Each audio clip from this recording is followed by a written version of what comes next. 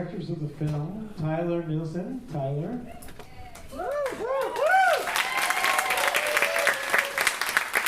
And Michael Schwartz. I'm Isaac Zablocki. I'm director and co-founder of the ReelAbilities Film Festival. Thank you guys so much for this fantastic film. I'll start off with a few questions, and then I'm going to hand it over to you guys to ask some questions. Let me just start by asking, where did this film come from? Where did the idea come from? How did you guys get involved? We wrote it for Zach, who stars in the movie. Yeah, are we at the big screen, by the way? Sorry. You are on the big screen. You're larger than life behind Thank you so much for watching. It was fun listening to you. We got to listen to all the. It was very nice listening to you. Very audible. It was sweet. No, it's a theater. It's a really nice theater film there, and then I could hear. It was really nice that when you saw Tyler in the back, everyone was like, "Oh!" No, it's always a treat, even from far away. I wish we could be there with you. We're ReelAbilities fans. We love you guys. So thank you for coming out.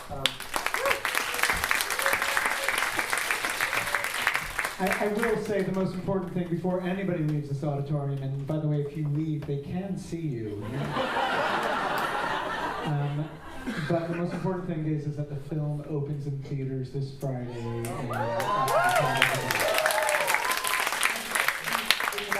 Yeah, so to speak to that, we'll get to questions and stuff, but with sort of us versus Marvel films, Zach he's his own superhero in the Peanut Butter Falcon, and it's just kind of this little beautiful origin story, and it's not Spider-Man across the universe explosions, but it really is something really special, beautiful, that I think plays well in the theater. So please feel free to talk, text, tweet, tell people about it. If you want to see films like this being made still, or continue to be made, this one needs to be supported. So please support us.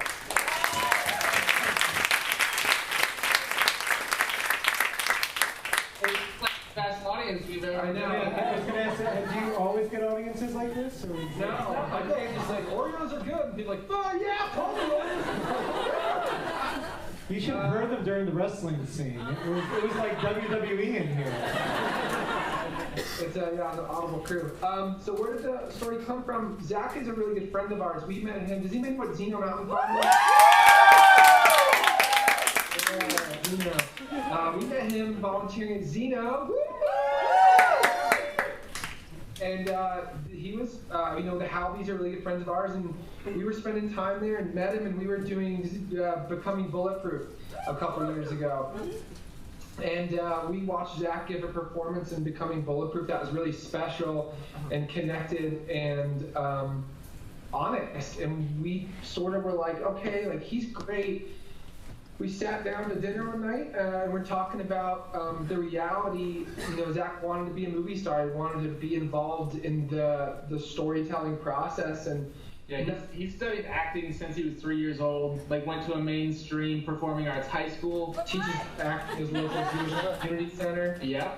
He's an usher. He committed his life to entertainment and being an actor. Yeah. So yeah, we're sort of just like, well, I don't know if the opportunity for you to star in a film is going to happen. Unfortunately, that's sort of the world that Hollywood rolls in. Yeah, there's not a lot of characters with disabilities being written in Hollywood narratives. And also, we're nobodies. I've never had an agent, never had a manager. Very dirtball from the Outer Banks, North Carolina. Mike and I was like my own dirtball. We were doing our own dirtball and things. Not as well heeled as others. And Zach was just like, let's just do it together. Let's make a movie together. Yeah, I like to say that he believed we could do it before we did. Yeah, so we decided to make a movie. We're adventure dudes, and we decided to say yes. And we went to the library and checked out a bunch of books on how to make movies, and here we are a couple years later.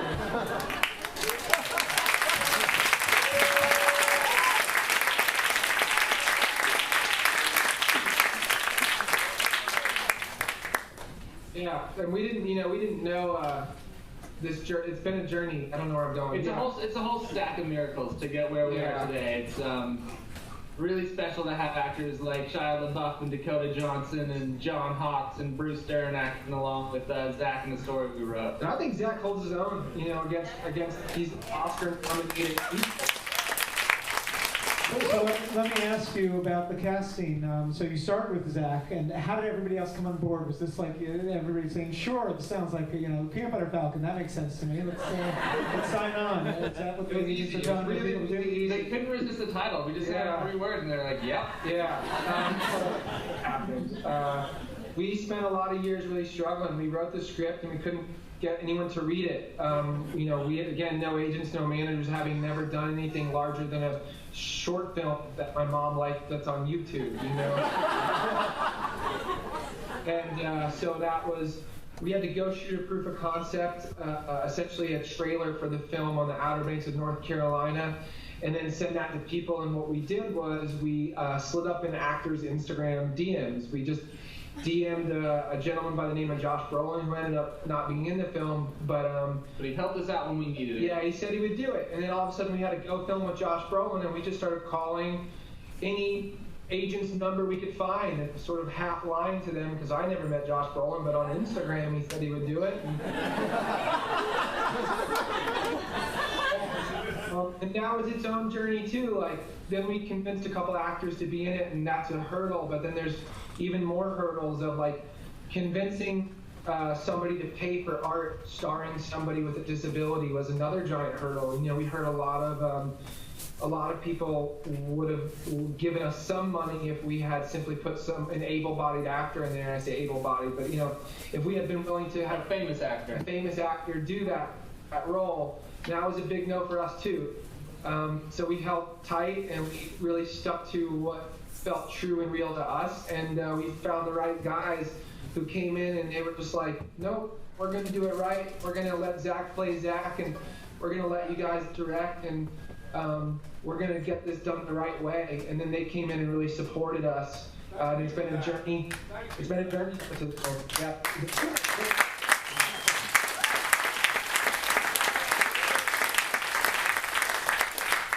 I'm going to pass things over to the audience to let them be. I think they're anxious to be involved in this conversation. So I see some hands up. We're going to pass the microphone around and take some questions from the audience. And thank you for taking the time to ask. Sometimes, yeah. Anyway, I'm excited. Thank you. Thank you. It's a remarkable film. I want to congratulate you on all of your effort and standing by Zach in getting him cast in a role where he plays a heroic part, and it's phenomenal. I'm just curious, I want to give a shout out to Garrett Holglove and his father, Mitch Holglove. Are you familiar with Garrett? Garrett is a professional wrestler with Down syndrome, and he lives in Florida. And we're just wondering if Garrett G Money Holglove, and there's a foundation that he has supporting exercise for people with developmental disabilities. It's a phenomenal movement that they've created down there in the South. I just became aware of him real recently. I had seen that video like a couple weeks ago. Yeah. That had come out while we were shooting, and I think that's just a really, you know, I think that's, I don't know him, I know of him, but I think it just sort of shows that the world's ready for stories like this. Yes. And I wanted to give a shout out to Garrett and his father Mitch, because they've been doing a lot of groundwork to make it possible for Garrett to be taken seriously as a professional wrestler, and he's really made a lot of headway in that arena. And Shout out Herc, I appreciate that. It's a nice resonance, so thank you. Yeah.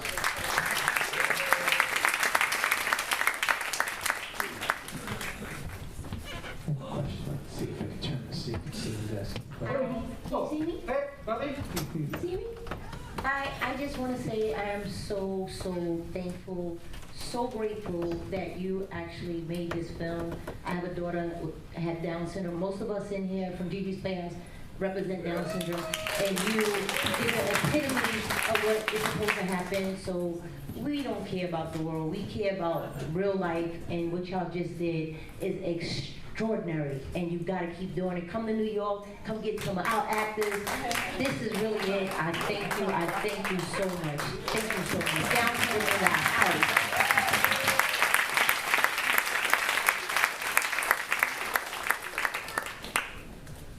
I got one right here in the middle. So anyway, hi. So I have autism also, and I have a question. Yes. So my question is, I want to become like Zach from the movie, and I said I was too, but I don't know repeat it right now. But I want to become a movie star and all that stuff. But what you guys said, where you guys put this together? I'm so sorry, the last part, what do you guys think? What was, I know, and forgive me, I just can't hear you very well. Right. I want to become a movie star like you. I think they, Oh, okay. Sorry. My question is, why you put this together? Yeah. How you put this together? How did you put this together? I mean, it was just a lot of people came to help us, and I think to help Zach. I think a lot of people wanted to tell that story after we got past the initial resistance, and all the actors and producers did it for almost no money, and we were just there to usher the story along and leave space for everybody that wanted to help, and there really was ultimately a lot of people that wanted to tell this story. yeah, and I think to speak to that as well, it's something that Mike and I talked a lot about and talk a lot about still is I think we just showed up to be of service to the story and of service to Zach, and that was a really big mantra for us. And I think Shia, who notoriously had starred in feature films, had to show up and be of service to Zach and let Zach lead. And it wasn't about me as Tyler, and it wasn't about Mike as Mike, and it wasn't about Shia or Dakota. It was really about the story and being of service to Zach. And I think that was a really nice, even the ending, like Shia's hero moment is simply watching Zach be great, being of service to somebody else. And I think with that energy, that's sort of how it all came together. We'll see you at the Oscars.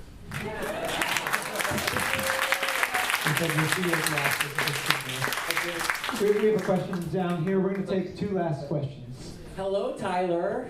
Hello. It's Jeremy. Jeremy! What's up, buddy? You were so- texting me today. Congratulations on your audition. It was pretty special, Tyler, so I want to thank you for inspiring me to do it. Yes. And, Yeah. what? Do you have a question? Yeah. So, how long did it I take? hold Jeremy a higher standard. I'm like, hey, Jeremy, you can ask me questions. How are you rolling? So, What are you doing in New York? I thought you were in Wilmington. What are you doing up there? I wanted to surprise you. And how long did it take to make the movie? Because usually movies take forever to make. Jeremy, remember when we were on set with Bulletproof Jackson like 5 years ago? Yes. So here we are, 5 years later. It took forever. Well, I'm happy to see you, Tyler. You look great. Love you, buddy.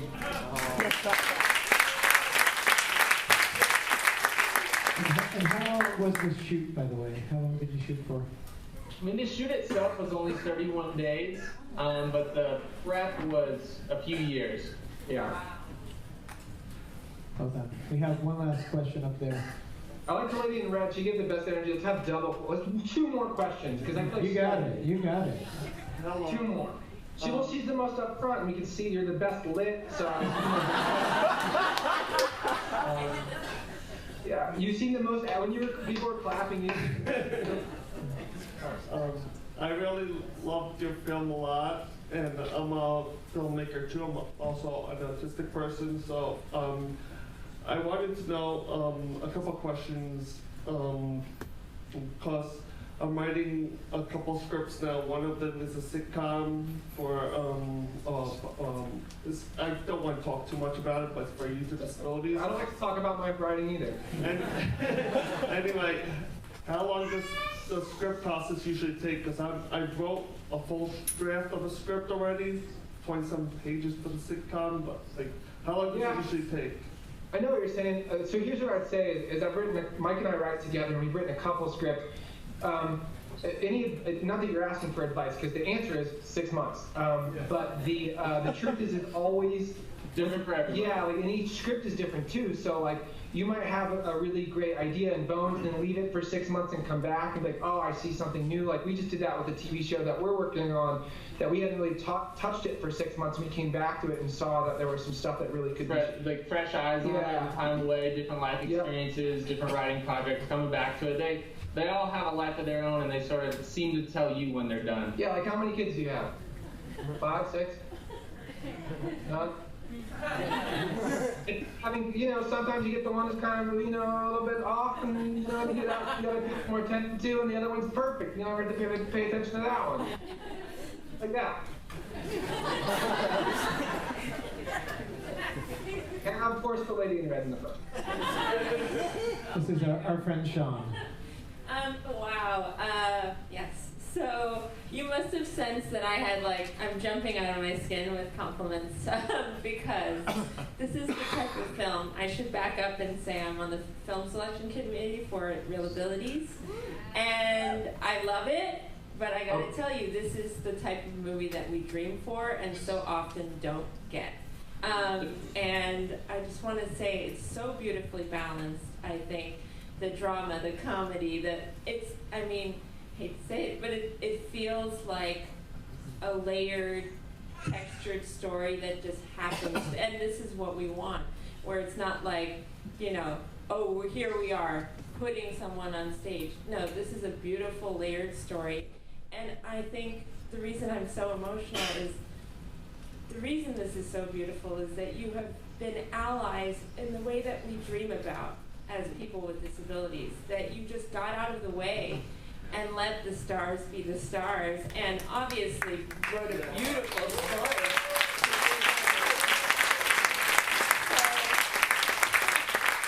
I can't thank you enough. I will be blowing this up on social media. So yes, box office numbers going through the roof. You guys rock. Anything I can do to support you, please let us know. Thank you so much, everyone. And I hate to be cynical here, but as I said at the beginning, if this film has a great opening weekend, more films like this will be made. And we're playing in New York at the Angelica.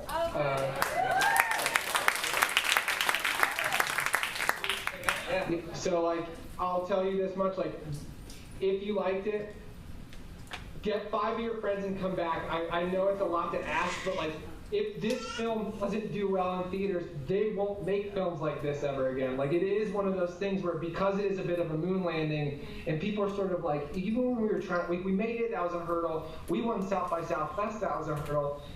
Then all of a sudden we were trying to sell the film, and people were like, well, we can't market a person with a disability. No one comes to see movies like that. That in itself is a hurdle. So part of me is if there's 120 people in that theater, go get 5 of your friends. Yeah. Take them to see it. Those numbers matter, because we have to show the Hollywood system that you can have a star that's not your typical. We can do this. It doesn't have to be Chris Pratt. It can be Zach Osagian.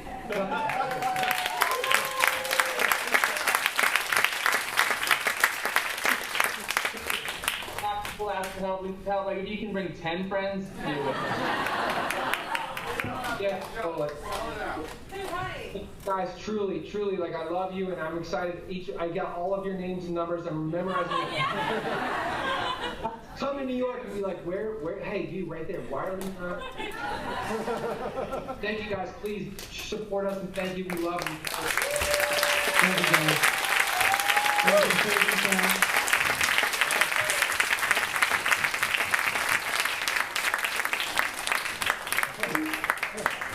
Folks, you got the message. Please spread the word. Thank you for joining us. We have many more wonderful films coming up this summer, so please join us for more. There's an Annie rooftop screening and more ReelAbilities films towards the end of August, so please join us for more and help spread the word. Have a good night.